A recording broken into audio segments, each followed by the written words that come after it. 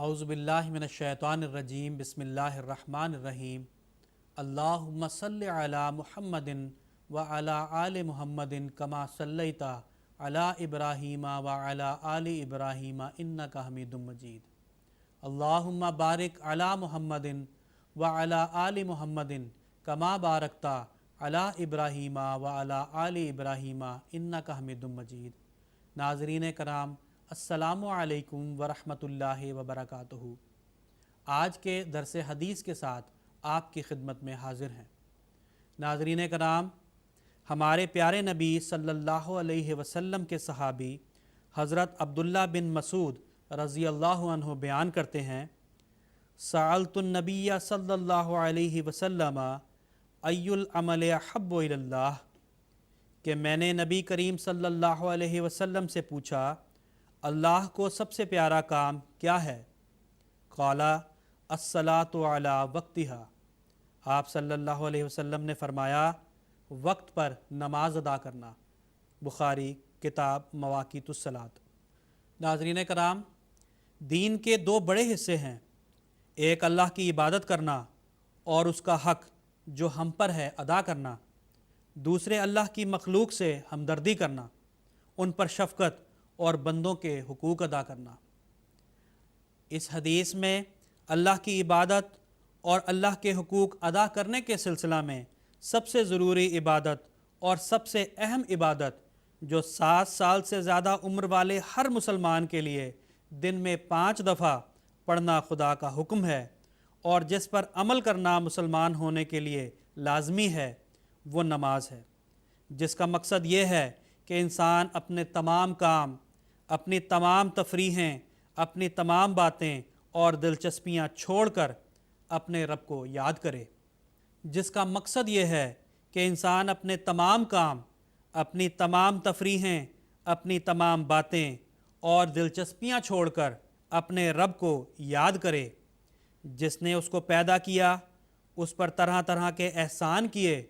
اور جس کے پاس اس نے مرنے کے بعد حاضر ہونا ہے اور اس کو اپنے کاموں کا حساب دینا ہے۔ کہنے والے نے کہا ہے کہ قیامت کے دن جب خدا کے حضور پیش ہوگا اور انسان خدا کے ڈر سے کانپ رہا ہوگا، سب سے پہلے جس چیز کے بارے میں پوچھا جائے گا وہ نماز ہے۔ اگر اس امتحان میں پورا اتر آیا تو پھر بعد کی باتیں آسان ہوں گی۔ ترمذی کتاب الصلاۃ۔ بعض لوگ نماز کو بوجھ سمجھتے ہیں، حالانکہ اللہ کے ذکر اور اس سے مانگنے کے علاوہ اگر دنیاوی طور پر بھی دیکھا جائے تو نماز ایک بوجھ نہیں، بلکہ لوگوں سے محبت سے ملنے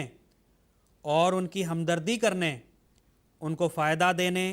اور ان سے فائدہ اٹھانے کا بہترین ذریعہ ہے، صفائی اختیار کرنے اور پریشانیوں کو دور کرنے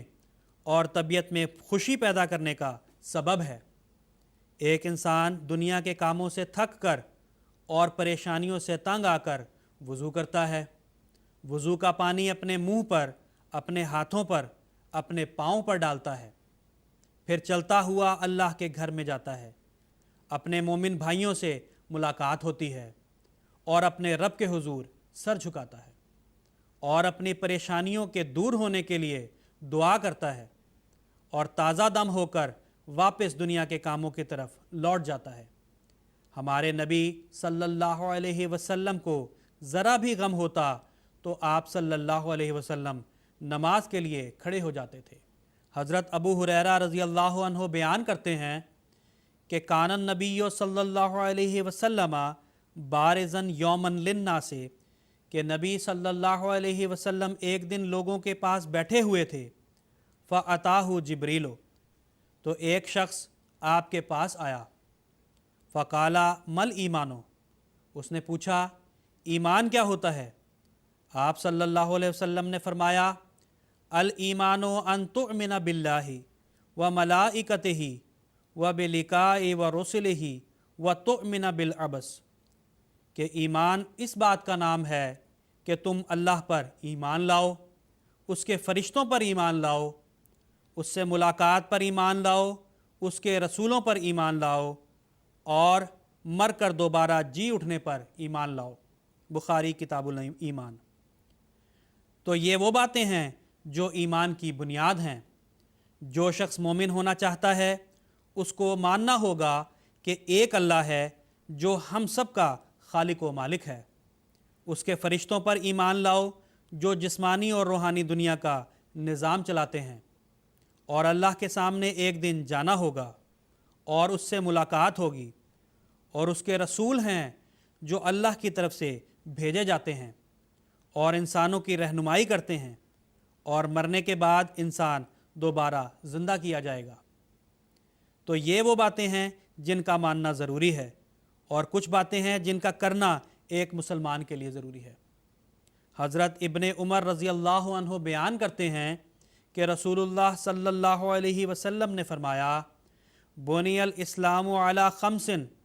کہ اسلام کی بنیاد 5 باتوں پر رکھی گئی ہے۔ شہادت اللہ الہ الا اللہ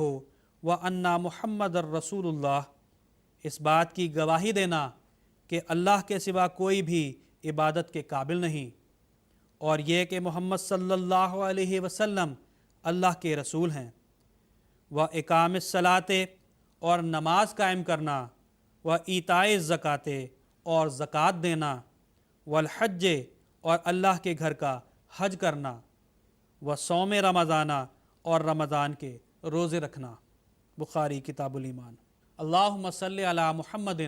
و بارک وسلم انک حمید مجید۔